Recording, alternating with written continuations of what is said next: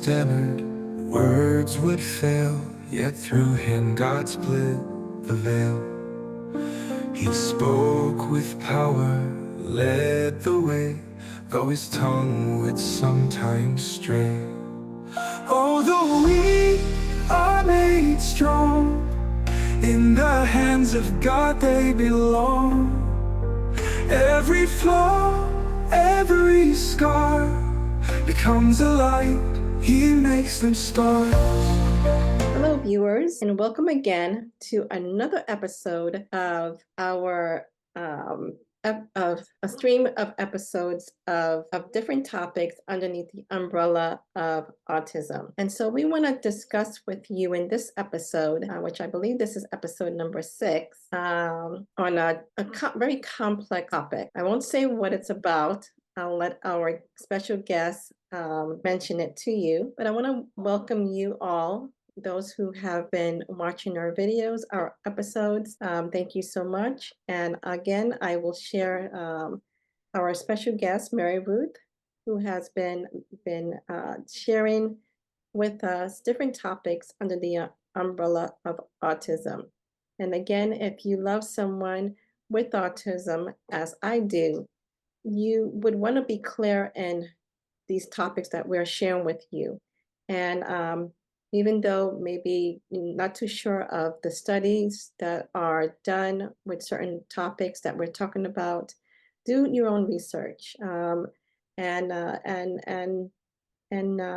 know that our Heavenly Father loves you, and that He wants you to be able to do what you can for the best interest of your child or children on the spectrum. So without further ado, I'd like to give the mic virtually to our special guest, Maryruth Dillon. Thank you again for joining us. Thank you, Angie. It's good to be here today. Last time I spoke about journaling, and I shared my journal that I created, and Angie shared one that she uses. The format is not as important as doing it, keeping track, because it helps you to recognize patterns. Today, I will be addressing parasites and EMFs, electromagnetic frequencies. I mentioned these last time with the journal, because there are sections in the journal that I created where you can record things for parasites. Some people believe that parasites that are not a problem in a first world country here in the United States, that that's only for tribal life, but that's not true. You get parasites from meat. You get parasites from buying produce from the store, walking barefoot, petting an animal, shaking hands, and even kissing. Parasites are everywhere. The thing is that if our terrain, our body is healthy because we are eating well, we're exercising, drinking enough water, getting sunshine, etc., then our body is able to manage these parasites. They're another form of microbes. The majority of parasites, 70%, are so tiny you cannot see them. But what they do is that they steal the nutrients from our body, and they can also create food cravings. Let's say you are eating pretty well, you're not feeding them the things that they like to eat, such as sugar, junk food. You're not feeding them. So they get hungry. And what they'll do is they'll send out a chemical signal to make you crave the food they want you to eat. The interesting thing about parasites is that they reproduce during the week of the full moon. Some of you have perhaps heard of full moon madness and things like that. That's been around for a long, long time. What happens is that during the week of the full moon, they break out of their biofilms, which I've addressed biofilms before, right? Angie, we've talked about biofilms before. Yes, okay. In one of the early episodes, talked about biofilms assist. I use the illustration, if you ever watched Star Trek, with the Klingon cloaking device. A biofilm will keep the body from recognizing the invaders. So during the week of the full moon, they break open, they dump their waste, they release eggs all at the same time. And so we can experience symptoms. It might be irritation, becoming more irate, becoming brain foggy. We could have achy joints, especially during that week. We can have our children can be very explosive in behavior that 1 week out of the month. And I listen. When I was teaching the last 2 years, I had 3 boys in my class. It was a very small private school. Every month during the week of the full moon, their behavior would escalate. What was good is that the oldest started to recognize that pattern in himself, and he'd say, "Miss Mary, is it the week of the full moon?"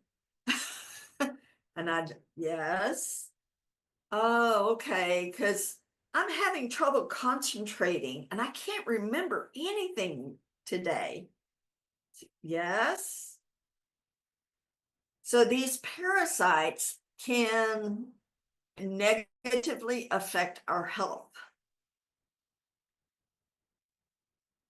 There are ways that you can detox parasites. And we have talked about detoxing before, but just specifically about parasites, things like pumpkin seeds, parsley are 3 examples of food. There are things like clove, wormwood, and black whole walnut tinctures. Those 3 products can take care of the eggs, the larvae, and the adults. And that's what we have to address, all 3 forms, or we will not win the battle. Can you repeat those 3? Because there was like a pause on my end. Okay, clove, Mhm. black walnut, whole, and wormwood. Dr. Hulda Clark, she was the doctor that created the zapper. And she has a protocol that starts very low with just 1 drop each and continues on for a period of weeks. When I first started tackling parasites, I did 3 months every day, 3 months every day. When you start passing them, sometimes you can see them in your stools or in your child's stools, but most of the time they're so small that you cannot see them. Now, Robin Golf, FFE. She is or was pretty well known in the autism realm.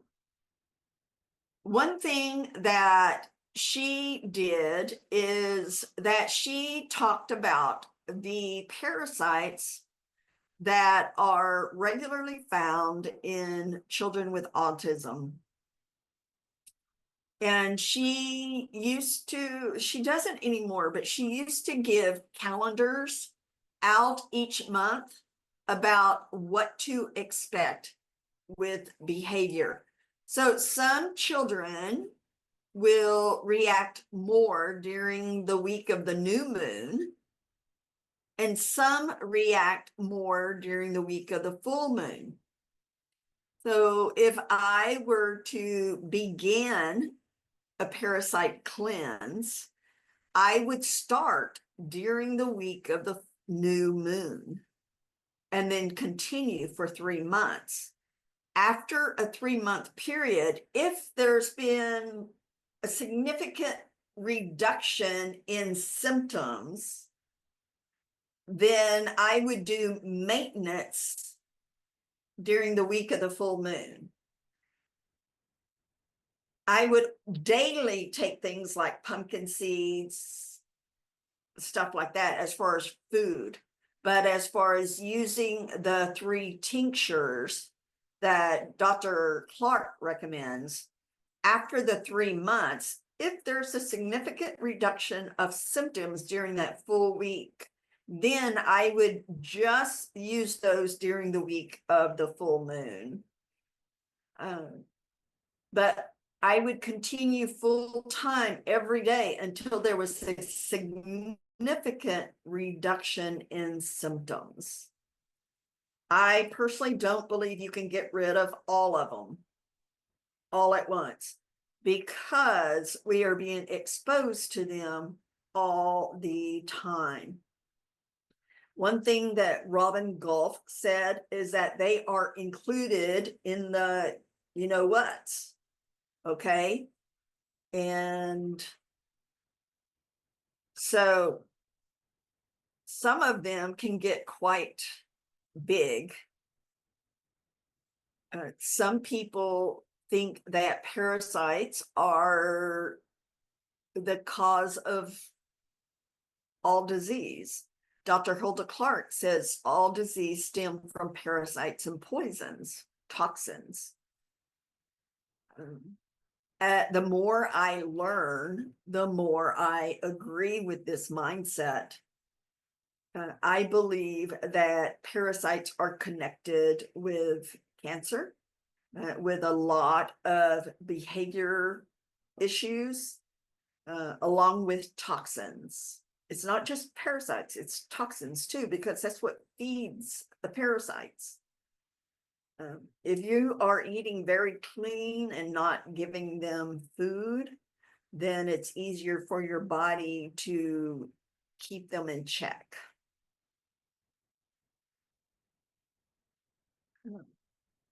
The zapper is a device created by Dr. Clark that sends out frequencies, certain frequencies that will kill the parasites. Different types of parasites require different frequencies. That is a whole different ball game there. I've given numerous presentations on that. But talking about frequencies, I want to address electromagnetic frequencies, because we are electrical beings. Everything is all about frequency. Okay, the food we eat has frequency. The clothing we wear has frequency. A person in good health, their frequency ranges from like 80 to 100. Anything that has a frequency under 100 is draining on our body frequency. So this is all what God has done. He's created food with frequency. He's given us directions in his word on what to eat and what to wear. Okay. Man-made stuff, man-made clothing, polyester, rayon, things like that, they do not have frequencies that are good for our health. They drain our health. Man-made electronic devices mess up our body's frequency. This has a negative effect on our body. We should never hold it to our ears. We should never wear it on our person. When it's plugged, it raises the EMF field, the electromagnetic frequency field. Okay. We shouldn't sleep with this by our bed. Now, what I do is I put it on airplane mode because I read, I use my phone and I read. Okay. So I put it on airplane mode and I darken the screen so that the blue light is not interfering with the melatonin production in my brain. But EMFs can negatively affect behavior. It can affect appetite. It can make blood clumpy, thick. It can cause anger. It can create headaches. It can mess up a person's blood sugar levels. When I am in range of a 5G tower, and this is true with many people on the spectrum or people who may have issues with Lyme disease, I will get a headache and I will get nauseated and even have trouble walking while I'm in that range of a 5G tower. Dr. McCullough, I believe that's his name. No, that's not his name. I'm sorry, I'm blanking on the doctor's name. It begins with an M, I know that. But the book name, the title of the book is EMF. So EMF apostrophe D. EMF apostrophe D. He goes into a lot of detail about how EMFs affect us.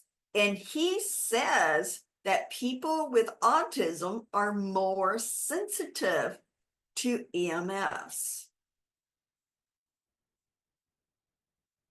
The thing about this is a lot of parents, they'll give a device, especially those who might have challenges, they'll give them a device for babysitting, to babysit them, to keep them calm. I won't even go about playing the games and everything and the dopamine reactions in the brain. I'm not going to address that. Dr. Daniel Amen talks about the negative effects of video games on our brain.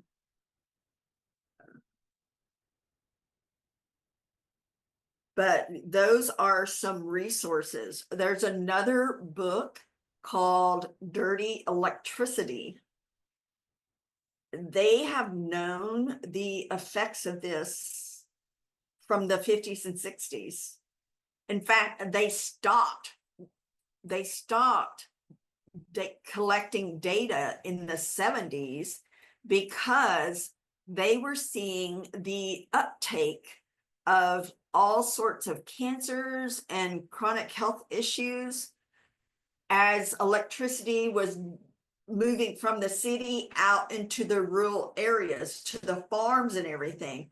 So as that happened, disease spread because of the result of dirty electricity. Now, in the book EMF, there are some very practical guidelines that a family can follow to reduce the negative impact. I'm not saying get rid of all of that. That's not practical in today's life, but you can do things to help protect you. For one thing you can do is make your bedroom an EMF free zone. So if you have an alarm clock, do battery rather than having it plugged in. If you have your phone, if it needs to be charged, charge it in another room at night, or have it on the airplane mode if you have it in your bedroom. It needs ideally to be at least 10 feet from you. If you have a smart meter, do not have your bed along the wall that your smart meter's set at. If you can't get rid of the smart meter, get a shield to place over it. It doesn't stop the functioning, but it cuts down on the EMF that it puts out.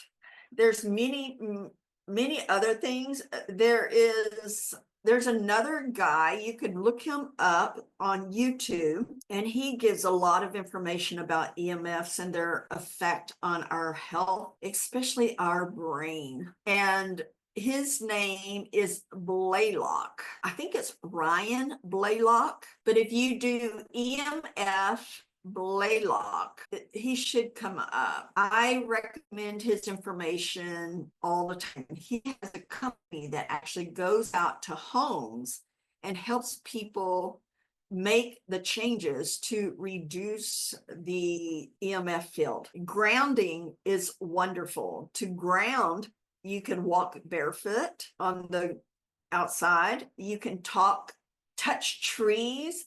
You can put your hand in running water if you live near like the coast, or if there's a river, a river or stream, putting your feet in the running water or your hands, something like that. Other things that you can do is to use shungite. Shungite is a special stone, and what it does is it rearranges the electric field. I wear one on my person.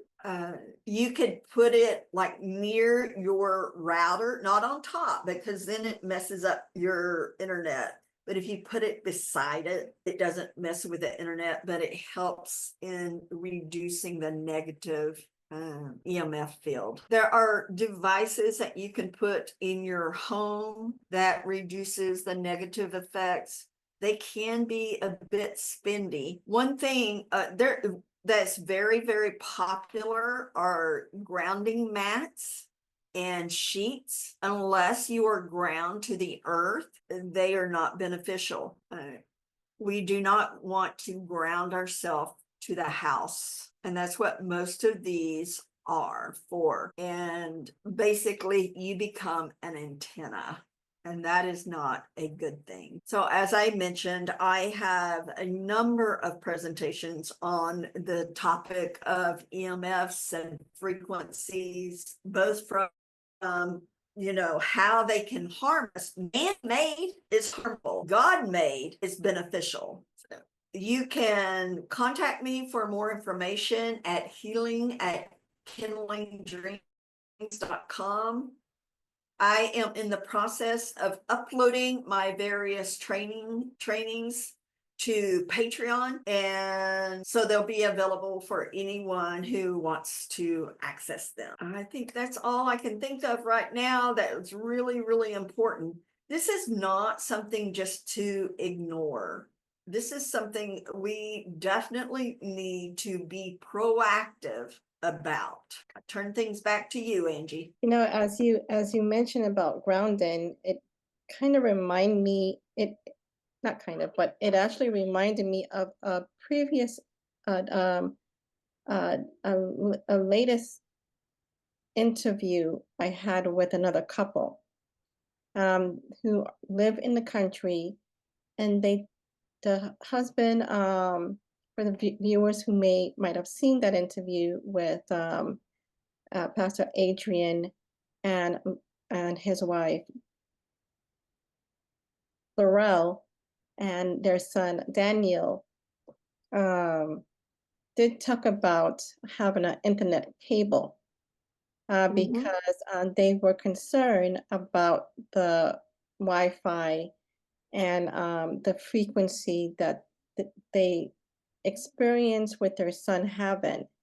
And his son had that awareness in what he was feeling. And so I'm still trying to figure out how an internet cable can work, but that's something that you can viewers check on. to know the difference between having an Ethernet cable versus having a Wi-Fi connection. And that's, Yeah, I'm sorry, Angie.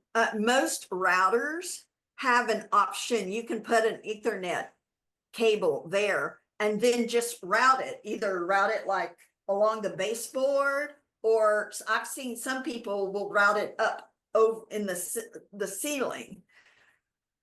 Yes, hardwired is best. Hardwired is best. And something else is I unplug my router at night. When I'm starting to go to bed, I unplug my router. That's huge. I mean, I have a little space and I am never more than 5 feet away from it. So at night, man, I just unplug that thing. So yeah, anyways, no, thank that's you when for you bringing that mentioned, up. you're welcome. And you know, when you mentioned about the airplane mode, I have not, to be honest, have not turned off my phone near my I I have not done that, and I need to, because there are moments where you know, I have it next to me. I don't have it on my bed, but I have it next to me on my end table to finish doing some projects that I've started, even listening to a sermon before bed. Um, so I have to remember uh, to turn on the airplane mode so that it won't have that effect, because these phones can be very addictive, and if we're able to by God's grace learn how to reduce our usage and remember to turn it off, then we will be better off. And so it looks like my time is almost up here, and so I want to thank you again for joining us on this number 6, I think it's number 5 or 6 episode. But I will indicate it to you viewers when I upload it. So thank you again for your time with us. And I will also I will share Miss Maryruth's contact information and email if you'd like to ask any further questions. Please also, any comments you have, please indicate in our videos if you have any questions, and I will be sure to relay them to Miss Maryruth for you. So, and that we can be able to generate some more topics, those you viewers, because these topics are for you, families that are going through this journey, just as we have. You have heard her testimony about her son. I have a son who's on the spectrum, and you have seen me sharing him through various videos that I've pinned up here. So please, let's unify together and learn together, and if we can be a positive influence to you who are in on this journey with us, to God be the glory. And so please don't hesitate to make a comment on any of the videos that you've seen so far. And we pray to have more videos of any topics that you would like us to talk about. Okay, so with that, take care. Thank you for watching, and we'll see you next time on our next Spectrum Talk. God bless. Bye-bye.